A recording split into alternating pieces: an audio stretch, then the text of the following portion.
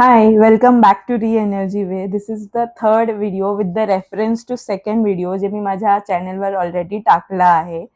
EV charging infrastructure build करताना पहिला challenge असतो पॉवर अवेलेबिलिटी. कारण पॉवर जनरली हायवेजवर किंवा रुरल एरियाजमध्ये सगळीकडे स्टेबल नसते. तर पॉवर अवेलेबिलिटी चेक करणं हा एक मेजर चॅलेंज आहे आपल्यासाठी.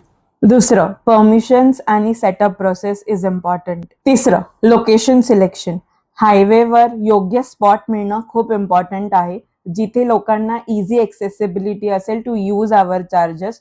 त्यामुळे स्पॉट एक खूप मेजर रोल प्ले करतो आपल्या चार्जिंग स्टेशनच्या बिझनेसमध्ये.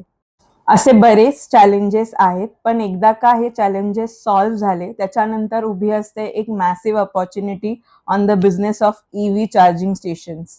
आम्ही आधीच एक सेटअप उभा केला आहे जो व्यवस्थित चालू आहे मानगावला नियर मन पंजाबी धाबा. हे मी माझ्या आधीच्या रीलमध्ये पण सांगितलं होतं. आणि आज आमचं प्लॅन आहे to expand it more and this is what re energy way is for. For more updates related to the EV charging station, please follow me on my Instagram channel and also follow me on my YouTube channel. मी दोन्ही ठिकाणी माझे videos आणि reels upload करत असते.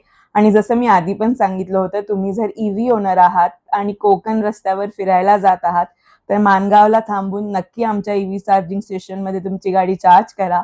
अगर possible आहे तर त्याच्याबरोबर एक फोटो काढून मला नक्की टॅग करा माझ्या इंस्टाग्राम अकाउंटवर. मला तुमच्याशी कनेक्ट करायला आवडेल.